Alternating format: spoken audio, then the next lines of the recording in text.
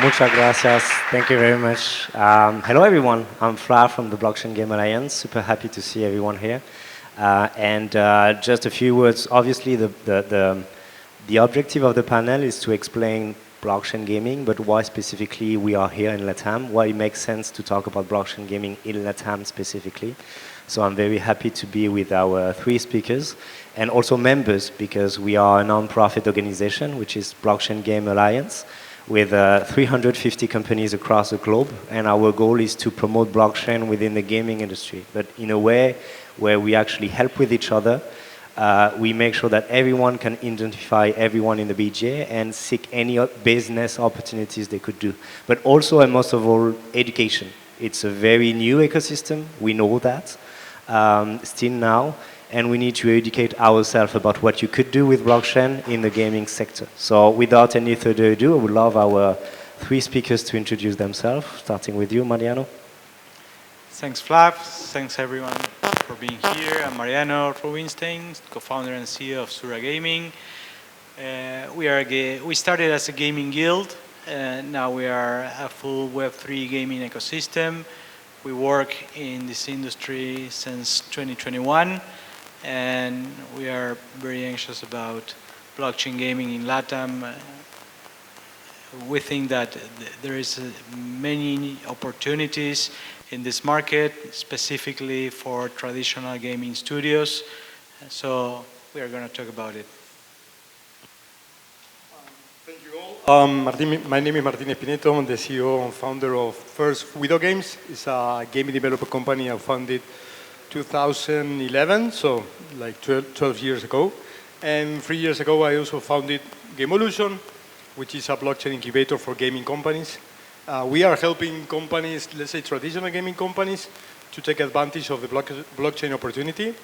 Some of them, great companies, are coming from LATAM, some of them for the rest of the world, but definitely there is a big chance here in this region. So happily to be here and share our thoughts. Hello, everyone.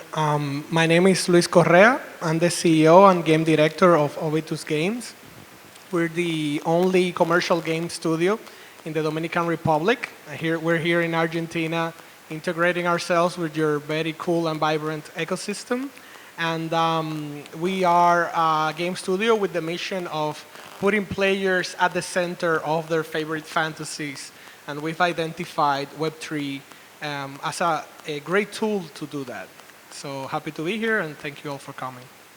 Thanks, guys. I think you can attest that all the speakers we have come from Latin America, two from Argentina, and the idea is to be inspired by what they do, why they're doing it, and just to have a proof that this ecosystem is vibrant all across the globe, but also specifically in Latin America. So it's going to be interesting to learn from what you experience and what you went through, because let's face it, it's a very difficult ecosystem, but also we're full of opportunities, and we're going to talk about that. So first question will be, what was your aha moment? You know, that moment you say, okay, I want to be in the blockchain, I want to build a business in the blockchain Web3 ecosystem. I believe in the technology, but most of all, maybe I believe in the philosophical aspect of Web3. So what was your aha moment? I don't know, asking Mariano if you want to start.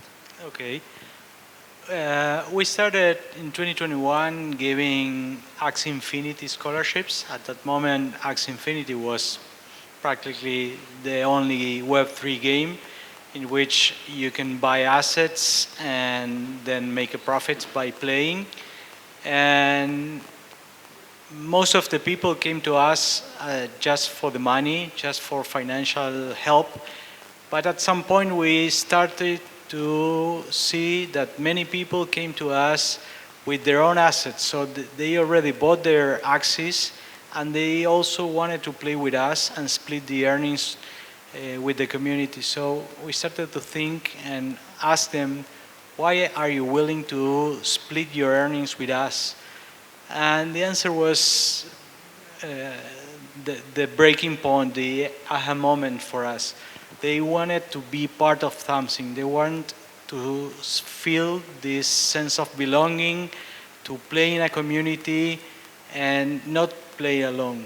So we understand that most people use games as a social network too. It's not just about making money, it's not just about playing and winning, it's being part of something. So if that was there at that point, it should be quite higher in the future. I love that. It's this sense of belonging relies on the fact of owning something. So ownership is very strong as well as something. Martin, what do you think? So about the aha moment, right? Whoa, the haha, it's up to you. Okay, and I can be super honest as well. Yeah, okay. So now, to be fully honest with you, we spent more than 10 years doing games, doing video games, and it's not easy. It's not easy at all. I mean, if any of you are doing video games right now, you know that trying to live up to that and monetizing a game and having retention of the game and everything is super difficult. And when everything is exploded with blockchain, with the exception of a few cases like Axie Infinity, the rest of the games were actually pretty shitty, if you pardon my French. And we thought, there must be an opportunity here because, I mean, these guys are making, a ton of money. The games are not good. They're not gaming developers behind those games, are really blockchain developers trying to do video games. So we thought, I mean, if we do the right thing with the right knowledge, there should be a great opportunity here. And actually it was. So that's the moment that we decided that there is an opportunity here. We should definitely do something, and we should implement blockchain in a way that adds value to the player. Okay, not the financial speculation around the token, around the NFT, just the player. And for us, blockchain continues to be just a means to an end.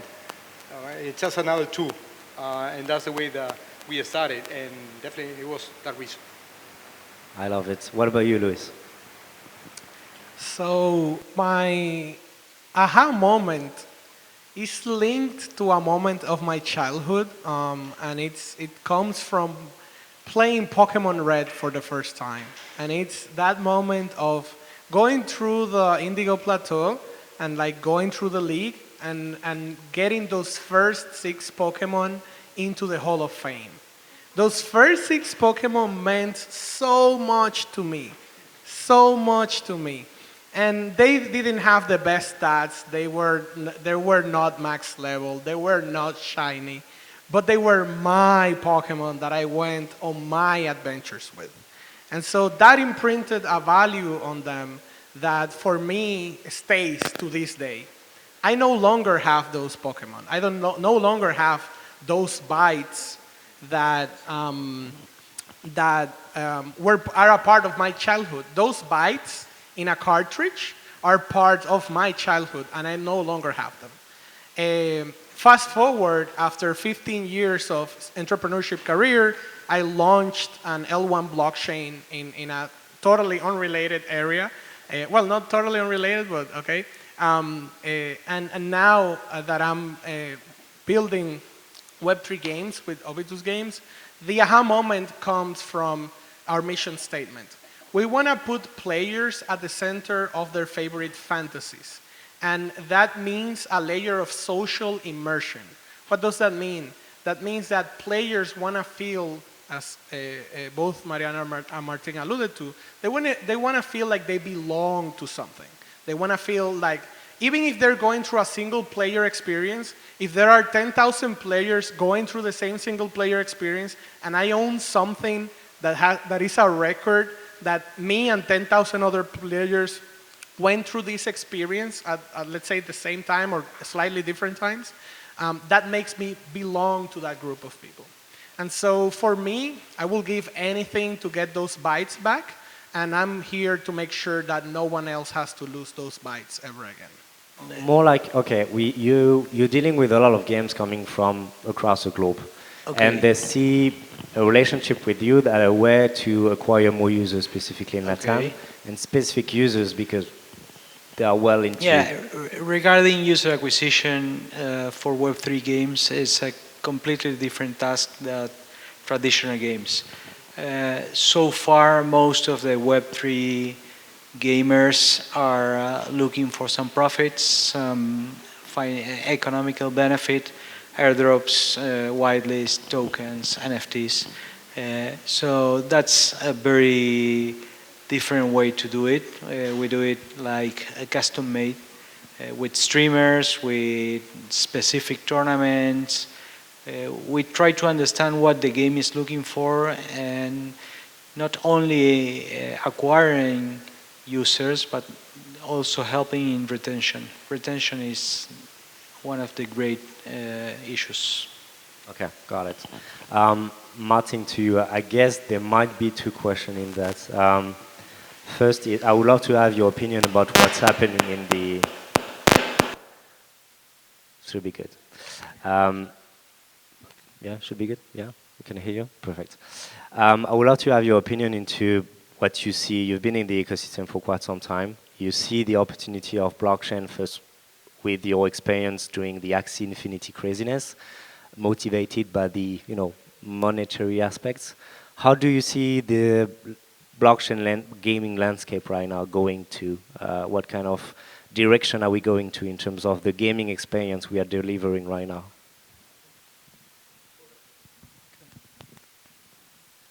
Well, do you mean in LATAM, right? Specifically Anywhere, in LATAM? anywhere. Anywhere. Okay. One of the aspects that I have to steal this from Mariano, because I heard that in another talk, and I really like it. What you mentioned, the democratization of the esports. And I believe that we are going to see that even more. A lot of people, young people that is, practicing one game that they really play very well, and perhaps it's not that well to go to the World Cup, okay, and being sponsored by Intel, but it's good enough in order to make a living. So I think that we are going to see that a lot. And then we are going to see a lot of games that are using blockchain, but trying to escape the financial speculation of the token. Using blockchain in a way that is going to add value, but not financially, trying to avoid those type of users that is not bad, okay, but it's a completely different type of user. That user that is going to play the game because they love that, and at the end of the day, it's not going to be any token involved, but they will have these assets as an NFT, and they will say, okay, I already play a game, what can I do with that? And they can sell that later. I remember GameStop. I used to buy games at GameStop, and why I did that and not online is because I did have the possibility to buy that CD and then offer that later for a discount. And I believe blockchain is a way to do that digitally. And I believe that we are going to see that even more once the thing about political stability and regulation are going to set up and say, okay, you can have an NFT and not going to jail. Okay, in the US, that will eventually happen, and that definitely will drive adoptions. One other thing I want you to touch on is creator economy, because with video games, you're building a kind of, I wouldn't say a metaverse, but kind of a big ecosystem with AI, but you could talk about that as well. But also the opportunity you're offering and you will offer to any creators, any members of a specific community to actually suggest specific items based on Argentina culture maybe. So how do you think blockchain could actually involve in a better way a community of creators and their own community? Yeah, definitely. That is very interesting. It's another, I would say, the biggest benefit for blockchain. If you consider the App Store, Google Play, let's say PlayStation, the Xbox, are what we call these closed gardens. Okay, they're really good, but they're closed. So if you're a creator and you want to create something in that game, it would be impossible for you to monetize that. Okay, so we see, for instance, Epic doing Fortnite is saying, okay, I'm going to create an Unreal version for Fortnite so anyone can build something and then monetize that content. And that is amazing. And you can see the result in Fortnite, okay? But we are still far away from those companies, open all the system. Blockchain is actually solving that because thanks to the technology, and not the financial speculation, just the technology, any creator can actually create something and offer that directly to the user without any type of middleman. That is beautiful. So if you have that, you have creators, you have a really good experience, you have a developer that is creating this environment for players and creators to meet, you can create a circular economy with everyone adding value, okay? And not just a big corporation saying, no, I'm going to be the only one that is going to monetize this, okay? And I love that, okay? That is what we're building. Thank you for the opportunity for Live Meta. Live Meta is That's my job. Thank you. Thank you. Live Meta is basically an AI narrative experience that we are building together with AI. So the idea that people can actually create their own stories, their own avatars, and everything is, powered by AI, so you can be part of the story. Okay, it's super hard to explain. Okay, but believe me, that is good, and we are creating that as well. That's cool. Thanks. How do you want to involve the community? How do you see that for Obitus game in terms of? I know that you got a lot of feedback already from the community. How do you want to leverage that for your game? Yeah, so we're building Overnights, an online card battler where you go through a series of duels in a tower in order to achieve a cube of endless knowledge through in the lore of the game. And so ours is we're aiming to become an esport. And the way we see this happening is that there's a factor to card games that is called theory crafting. And it's basically, I'm at my job, and I'm like, yes, I'm like doing my job or doing some task, but in the back of my mind, I'm thinking, if I get this card into my deck, maybe I'll be able to beat this guy with this other strategy. That's called theory crafting, and that creates so much content, and it creates information networks that are super interesting. For example, people who play card games, they create Discord servers if they're going to go into a tournament just to practice, just to analyze the current state of the game and things like that. And so I feel like with our game and with the factor of us using digital assets for the game, that information network is not going to be only theoretical, like, oh, if I had this. It's going to become real, because it's going to be like, oh, I can go into the marketplace and I can buy this, or I can get this lent from this other person. No other digital card game in that is not using blockchain right now has a viable business model that allows those features. And so the way we see it is that these features allow the game studios to buy sustainable business model for practices that are bannable. If you go and sell your account in another game, you're banned. If you try to buy the currency for the game through a third-party website, you're banned. And so blockchain allows all these features that roughly estimate are making this third-party economy hundreds of millions of dollars that the games are not monetizing. And so with blockchain, I feel like what ends up happening is, instead of trying to beat them, join them and make that into a force that powers the relationships that are established in your communities. Great. One warning for you three. You may not like this question, but I feel like we are with family, so I'm going to ask it. Anyway, one introduction of that will be, we're super happy to be at EVA, because we are talking about a gaming convention, and it's our role, the BGN, for you to explain why blockchain matters.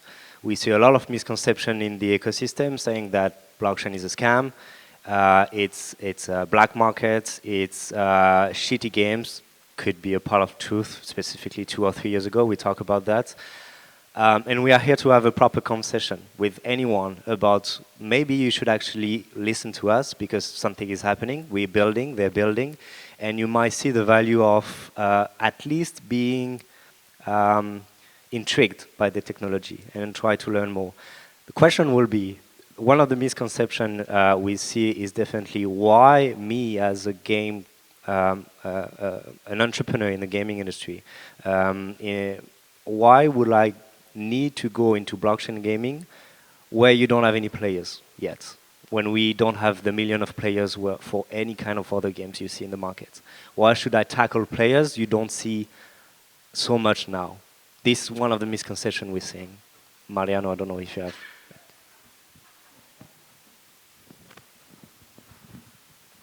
Yeah, in fact, I like the question because there is an elephant in the room, so let's talk about it.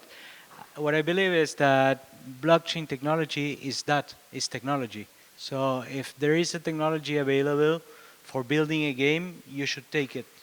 Uh, for a few years, we tried to force that the fact that this game is built on blockchain, and nobody cares how you build a game. People want to play a fun game and make their time valuable. So you must be able to use this technology the best way possible. You can build a game using blockchain without having NFTs for sale and without having tokens, but the technology is there and you can use it. So what I believe is that there is also shitty games without blockchain technology, and there will be also shitty games on any technology. So if you are a developer, take advantage of the technology. It will bring potential new players. It will bring potential new sources of fundraising. It will bring a lot of possibilities without having to do anything you don't want to do. It's just the technology. Yeah, I definitely agree. Blockchain is just a technology. It's a means to an end. It can be used for good and bad. We have seen that. If you're a great developer and you just want to develop an amazing experience, you can do it even greater for blockchain. That will be my take. Okay, you can create a great game, but at the end of the day, people is not going to spend the whole life playing the game. They're going to one day say, okay, I'm done. I'm going to pass to another game, and what else? Okay, what can you do with that? Okay, can you sell your assets to another player? Can you lend your assets to another player? You can do that with blockchain. And the fact that we are not doing that for every game is because we have bigger companies saying, no, I don't want that. I don't want that to happen. But the technology is there. So my take will be for any real gaming developer to take advantage of living this stage that basically is not yet massive. And you want to be one of the first trying this technology. It's going to be there in the next upcoming years. Thank you, guys. Those are great takes. So a few of these takes for me are that web gamers are already exhibiting Web3 behaviors, right? Like if you go to EVA Online, players maximize their time to try to earn enough RSAK, which is the in-game premium currency, to buy the premium package every month. Like they are already exhibiting these behaviors, right? And then you also have conversations happening where storefronts are being obligated to tell you that when you buy a digital game, the game is not even yours. Like not even the assets in the game are yours. Now the game itself that you're paying is not yours. So I think that blockchain is a technology that allows the developer to put more in the hands of the players instead of less. And I feel like, for me, that's the biggest misconception that we are facing right now. People have the misconception that blockchain technology gives you less, and that makes it a scam. But in the reality, blockchain technology gives you more, because not only do you have, yes, the game can go offline one day, but you have digital assets and a community that can pick up those digital assets and maybe even pick up where the developer left off. And there's nothing that the developer or anyone can do about that, you know? Like these digital assets are yours. And so to a certain degree, there's a lot that needs to be figured out to get us to a place where that's a reality that's easily implementable, where we can go past this stigma that the industry has right now. But the reality is that today, if I'm a player in popular online games and I go into a shady website and I put my PayPal, I could get hacked. Like that's the reality today. So which one is big? which one is more of a scam? Somewhere where my transaction goes secure and I can like trace it and see it and do the entire thing and denounce the developer and take down a company with a tweet, or a shady website that I don't know who anyone is, and there's not gonna be any consequence. So in the end, I feel like the biggest misconception is that blockchains allow developers who want to give more to the players the opportunity to do so. Thank you, guys. Really, yeah, please. I can add something. I think that until a few months ago, for any game developer, building in blockchain was a limitation. But what we have seen the past weeks with a specific game is that limitations are not longer exist. There is a game called Off the Grid, which is on Epic, and which is also playable on PlayStation, Xbox, consoles, and they are using payment platforms like Sola, which are the same as the traditional games. So if you think like blockchain is a limitation, you are completely wrong. Blockchain is a technology that brings many possibilities and no longer cuts the possibilities of the traditional distribution models. Great finish. Thank you, guys. And we have, just for you to know that we have a booth downstairs, and we had those guys today. We're going to have them as well tomorrow if you have any questions to ask them. And we have a side events organized with this sandbox, but also Sura Gaming happening tomorrow. So just come to us if you want to be a part of the side events tomorrow. We'll be happy to see you there. And thanks again, guy. It was a pleasure.